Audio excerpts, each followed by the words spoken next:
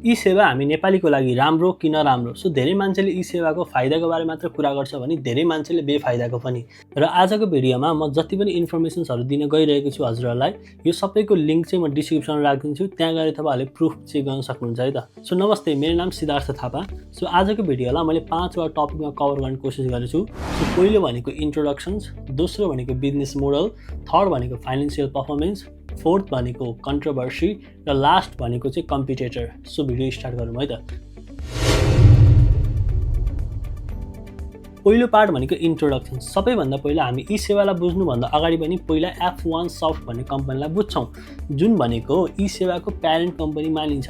र parent company भनेको चाहिँ के हो भन्नुहुन्छ भने, प्यारेन्ट कम्पनी भनेको एउटा यस्तो कम्पनी हो जसले 50% भन्दा बढी सेयर होल्ड गर्छ प्लस त्यो कम्पनीलाई कन्ट्रोल गर्छ। त्यसैलाई हामी प्यारेन्ट कम्पनी भन्छौँ। र ई सेवाको केसमा ई सेवाको प्यारेन्ट कम्पनी चाहिँ F1 सफ्ट हो। सो फर इक्जाम्पल, त्यसै गरी गुगलको प्यारेन्ट कम्पनी अल्फा इट भन्ने छ, त्यसै गरी फेसबुक, इन्स्टाग्राम, वाट्सएपको चाहिँ मेटा प्लेटफर्म भन्ने छ। त्यसै गरी हरेक ठुलो कम्पनीको चाहिँ एउटा प्यारेन्ट कम्पनी हुन्छ। र 2004मा दुईजना साथै मिलेर विश्वास ढकाल र अजगर अली मिलेर चाहिँ F1 सफ्ट कम्पनीलाई इस्टाब्लिस गर्छ। र यो कम्पनी एउटा आइटी सर्भिस बेस्ड कम्पनी हो जसको मेन फोकस चाहिँ ब्याङ्क र फाइनेन्सियल इन्स्टिट्युटलाई छ। र हाम्रो जति पनि मोबाइल ब्याङ्किङहरू युज गर्छौँ सबै यिनीहरूले नै ह्यान्डल गरेको हुन्छ अथवा बनाएको हुन्छ है त। र आजको दिनसम्म यो कम्पनीले 50वटा भन्दा बढी फाइनेन्सियल इन्स्टिट्युसन र ब्याङ्कहरूसँग मिलेर काम गरिसकेछ। र फेरि यही दुईजना साथी मिलेर विश्वास ढकाल र अजगर अली मिलेर ई सेवालाई पनि इस्टाब्लिस गर्छ 2009मा। तर 2009को टाइममा हजुरहरूले पनि नोटिस गर्नुभएको होला, डिजिटल पेमेन्ट सिस्टम, यो क्यासलेस सिस्टम चाहिँ एकदमै धेरै कम थियो, मान्छेहरूले यसलाई विश्वास गर्दैन थियो। र यो टाइममा आउँछ ई सेवा। र ई सेवाले यसलाई सल्भ गर्नको लागि एउटा स्ट्राटेजी फलो गर्छ, जुन भनेको एजेन्ट नेटवर्किङ। र यो स्ट्राटेजीले ई सेवामा चाहिँ एकदमै धेरै पोजिटिभ इफेक्ट देखाउँछ। र बेसिकली यसले चाहिँ कसरी काम गर्छ भन्नुहुन्छ भने, सपोज मसँग क्यास छ र मलाई चाहिँ ब्याङ्कमा पैसा चाहियो अथवा ई सेवामा पैसा चाहियो भनेपछि मैले उनलाई क्यास दिन्छु र त्यो एजेन्टले चाहिँ मलाई डिजिटल वालेटमा अथवा ब्याङ्कमा चाहिँ पैसा हालिदिन्छ। हो त्यसरी चाहिँ काम गर्छ एजेन्टद्वारा। र ई सेवाले स्टार्टिङ फेजमा 5000 भन्दा बढी एजेन्टहरू राखेको थियो। र आजको दिनमा हेर्नुभयो भने हरेक मोबाइलमा पसलमा जानुभयो भने तपाईँले यो सर्भिस पाउन सक्नुहुन्छ। र आजको दिनसम्म आइपुग्दाखेरि 49 एउटा ब्याङ्कसँग चाहिँ पार्टनरसिप छ ई सेवा। र यो भनेको के हो भन्नुहुन्छ भने, तपाईँले सपोज ई सेवाबाट यो 49 एउटा ब्याङ्कमा कुनै पनि पैसा ट्रान्सफर गर्नुभयो भने चाहिँ तपाईँलाई यसमा चार्ज लाग्दैन। सो यसरी नै पार्टनरसिपहरू काम गर्छ। र यो नेपालकै सबैभन्दा ट्रस्टफुल एप हुन पुग्यो। किन भन्नुहुन्छ भने यो नेपाल राष्ट्रिय ब्याङ्कद्वारा PSP लाइसेन्स पाएको छ। PSP भनेको चाहिँ पेमेन्ट सर्भिस प्रोभाइडर।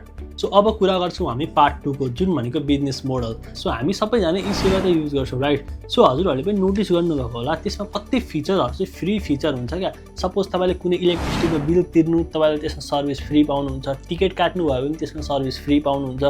र कुनै ब्याङ्कमा ट्रान्सफर गर्नुभयो भने पनि फ्री पाउनुहुन्छ। र यो सबै फिचरहरूबाट चाहिँ कसरी पैसा कमाउँछ ई सेवाले जस्तो लाग्छ भने, सो बुझौँ है त। सो सबैभन्दा पहिला 60 देखि 65 चाहिँ एउटा कमिसन बेस्डबाट आउँछ।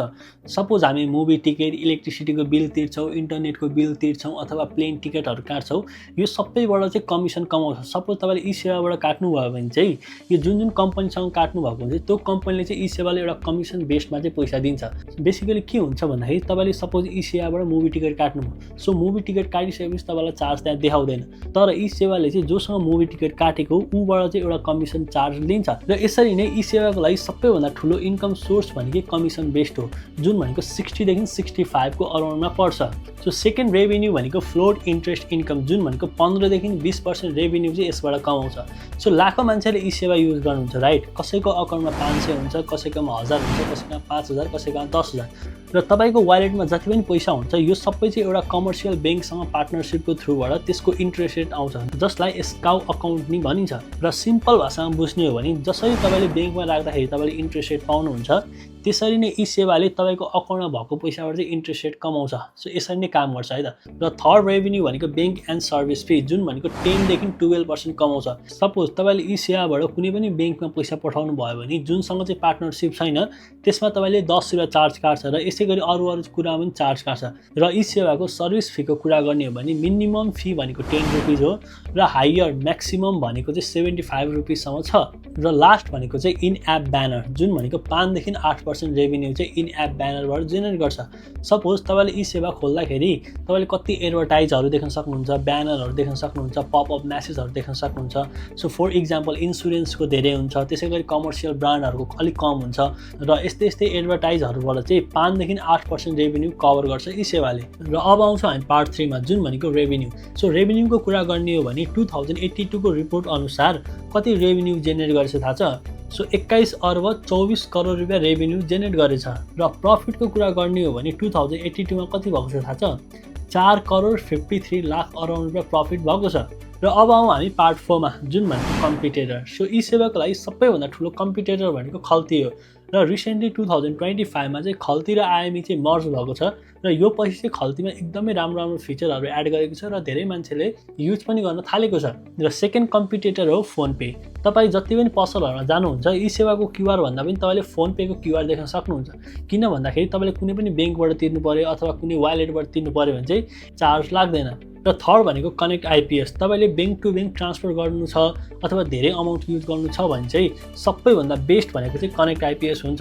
र किन भन्नुहुन्छ भने तपाईँले अरू वालेटको कम्पेयरमा यसले चार्ज पनि कम दिन्छ। र सेकेन्ड भनेको चाहिँ तपाईँले यसमा जति पनि अमाउन्ट ट्रान्सफर गर्न सक्नुहुन्छ। र अब आउँ हामी लास्ट पार्टमा, जुन भनेको कन्ट्रोभर्सी। सो 2025 सम्म ई सेवाको जर्नीमा 4000 अकाउन्टबाट 1 करोडभन्दा माथिको चाहिँ ओटिपी स्क्याम भएको छ। सो ओटिपी स्क्याम चाहिँ जब तपाईँले कोहीसँग ओटिपी सेयर गर्नुहुन्छ त्यतिखेर चाहिँ ओटिपी स्क्याम हुने गर्छ। र अर्को आरोप भनेको चाहिँ ब्रान्ड इस्यु, जस्तै कि अनलाइन गेमिङहरूमा पैसा लोड गर्ने सिस्टममा पनि परेको थियो। र 2020 मा चाहिँ बिटकोइन ट्रान्जेक्सनको पनि आरोप लागेको थियो, जुन टाइममा अजगर अली जो ओनर छ नि यो कम्पनीको ई सेवाको, ऊ चाहिँ केपी शर्मा ओलीको आइटी एडभाइजर पनि थियो यो टाइममा।